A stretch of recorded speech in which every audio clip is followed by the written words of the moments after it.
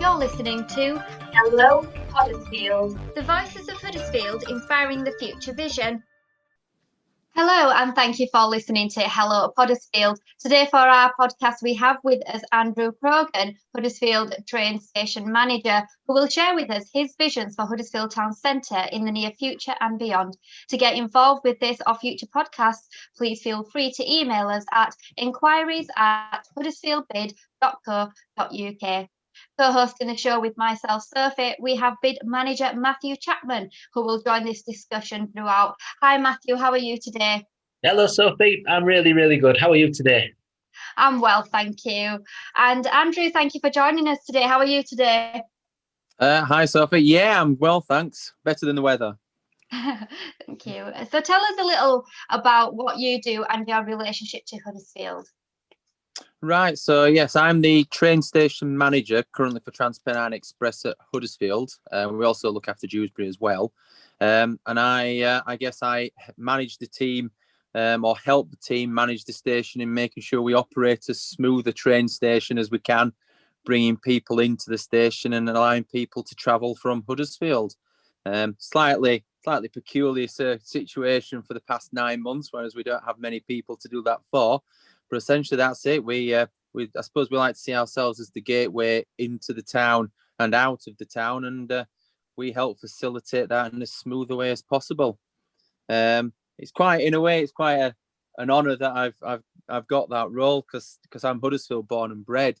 So I've seen the station in many different, or the square in many different stages, and having remembering it growing up, and then through my adolescent ages, and then now as an adult, actually managing this iconic building and trying to deliver the service that we do. So it does feel like quite an honour.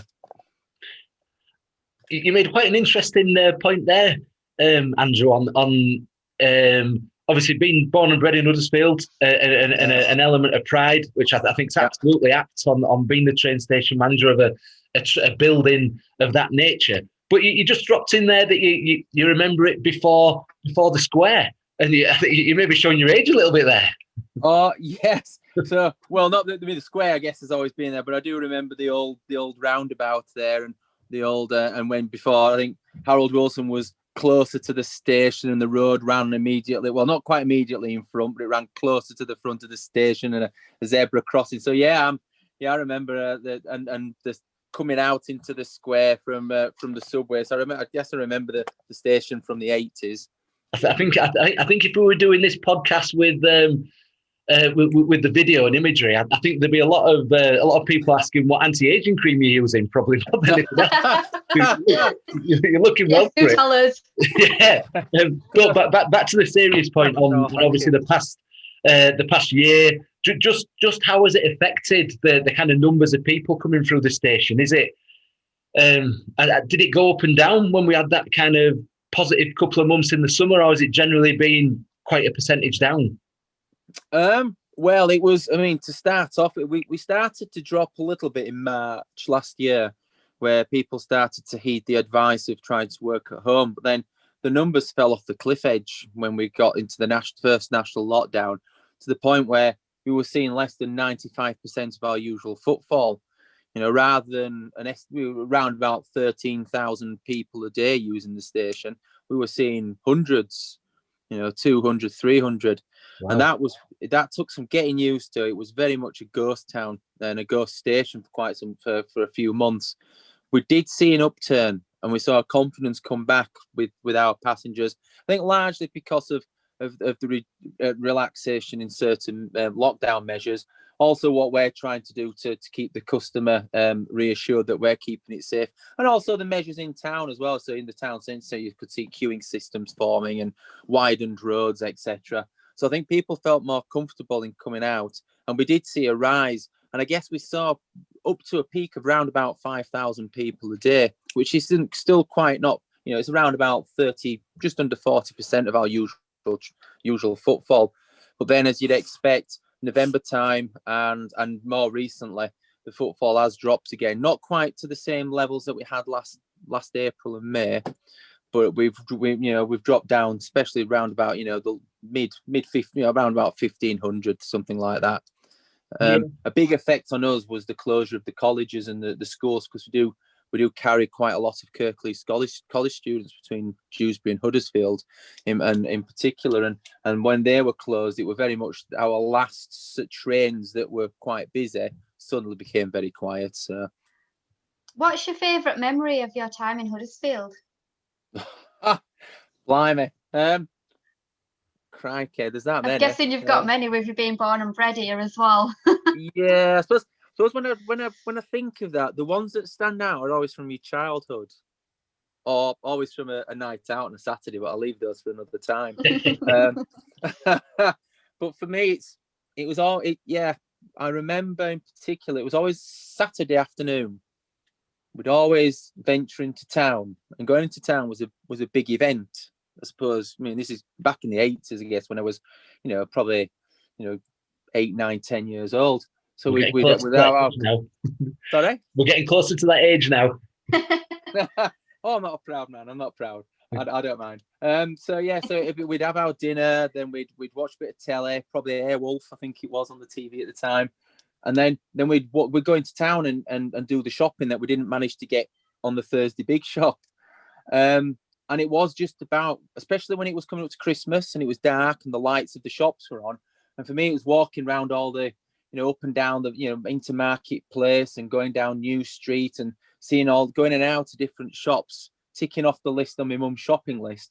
But it wasn't about just going into a supermarket and getting everything you needed. It was going to the indoor market and going to the cheese stall. It was going to the fishmongers. It was going to the grocery that you go to, fruit and veg grocery you'd always been to.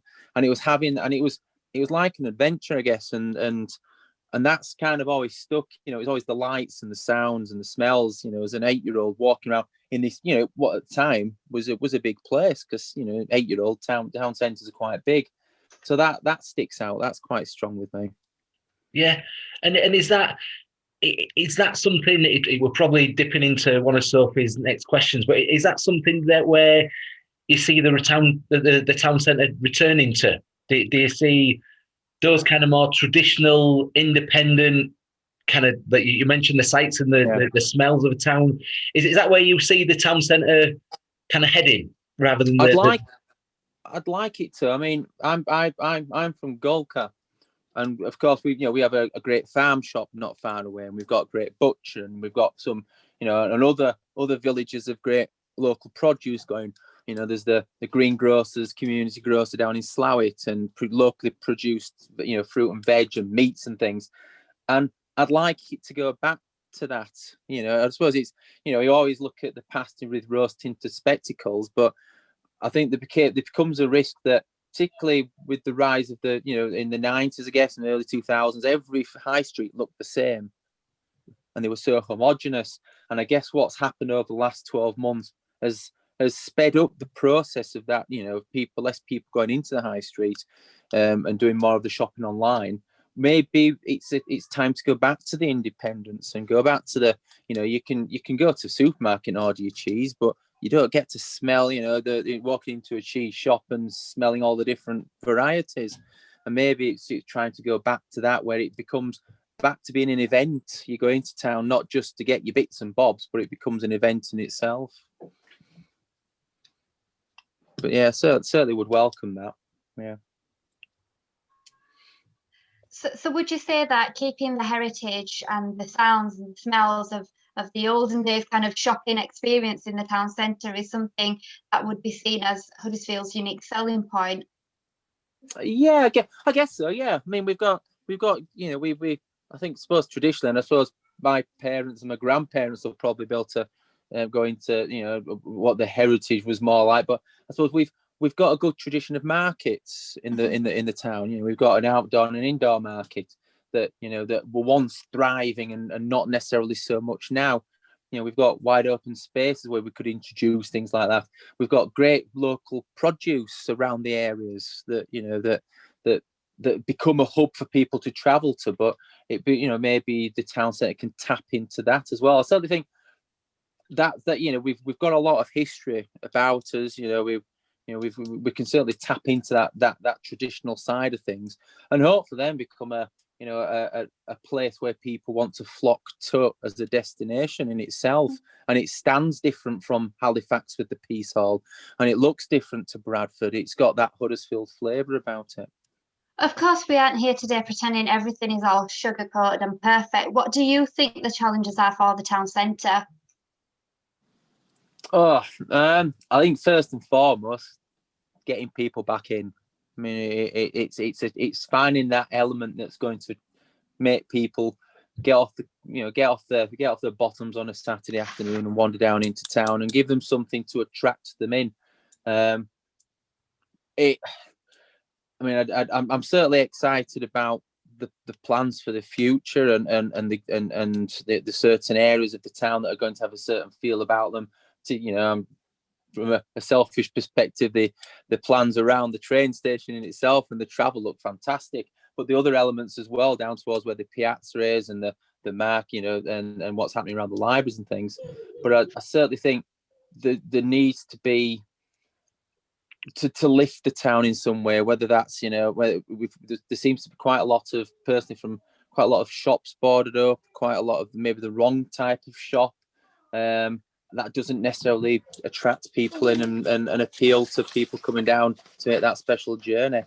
So I think I suppose it's finding the right thing to attract people in. Now I suppose it's the $60 million question. If we all knew the answer, then we'd certainly be, we'd be able to go around certain towns and regenerate them and, be wealthy people. So but I guess it's finding that balance, as we've mentioned earlier.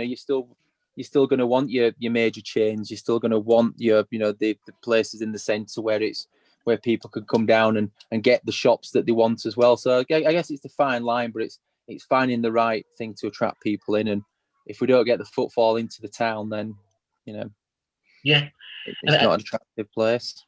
I think you're absolutely right there, Andrew, with the things that you mentioned on the kind of offer, whether that be a retail offer or the offer in hospitality or the experiential offer. And I think as well as that, I guess people have got to feel safe. They've got to feel welcome. It's got to look nice. But one of the things that I did want to ask you, with kind of being Huddersfield born and bred, one of the things that the bid is looking to deliver, this year hopefully, but who knows with the current circumstance, we want to start delivering events again, and it'd be just interesting to see if you, growing up in Huddersfield, can remember any events, or is it not really something that happened in the past, but maybe somewhere that as a town we need to go to pull people in? Well, certainly, I mean, the more recent history, the food and drink festival is always popular. Certainly has, and I remember in the not too distant past, the Festival of Lights around November, December time, which was always good to see. But then I suppose going back into distant past, I do remember the carnivals, the St. Patrick's Parade and the Caribbean Carnival coming round. And I suppose, as a youngster, this was the sort of thing we flocked to. But there weren't too many of the other events, like the soapbox race, which I watched myself and I certainly enjoy. It'd be brilliant to see it. Send them down Lockwood Scar and see how quick they go. But then it certainly would be great to see that side of the town, that vibrancy coming from things like that. I mean, I only think how other areas have an identity. You've got events like that occur in Home Firth, or you have events like that occur in Mars, and they've got their own identity. And I suppose it's if we could get that with the town, and it is a place where, what's happening this week? Like you say, a tattoo convention this week. Next week it's something else. There's always something going on. That's certainly going to attract people in. And I mean, when I think about where the town could go, my mind was veering, always looking towards the leisure element of it, always looking towards the fun side of it, and to make whether it's quirky or not, it's just something that makes it stand out. But if that something every week is occurring, or something more regular in the town, that's certainly something which would attract people into the centre. And as a station, I'm sure we'd see a lot more people. We'd see more people coming through and using our station as well to get to the events. Yeah. What visions do you have, or would you like to see for the future of Huddersfield? Well, as I say, the plans that are out there, are exciting and be great. In fact, I can't wait for them to come through. But I suppose I'd like to see a more community feel, a more community engagement in things. Whether that's community areas, whether it's getting communities in. So we've got the Caribbean community will do their parade, and the Catholic Irish community will have their parade as well. So it's bringing like going back to the previous point of having an event on. Let's involve the other communities, the other religious communities, and people are out there in having an area of the town or areas of the town where they can come and show what they're all about and get people involved. So I guess in my mind it was making the town a big village, and it's going back to that point that we'd made, I guess, earlier.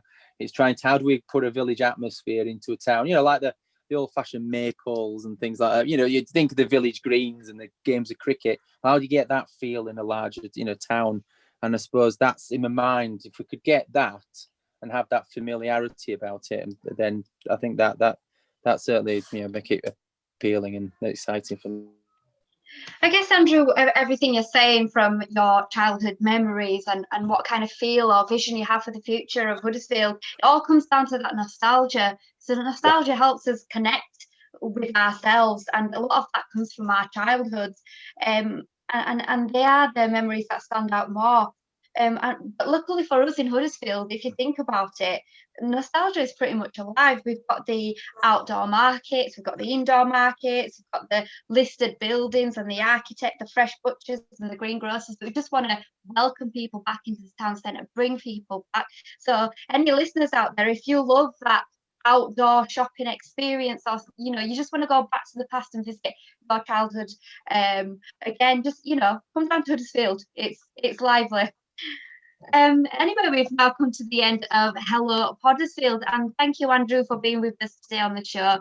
Now, listeners, if you have any questions or have something you would like to share, you can get in touch at inquiries@huddersfieldbid.co.uk. Keep a lookout for our next podcast with another guest speaker. You're listening to Hello Huddersfield. The Voices of Huddersfield, inspiring the future vision.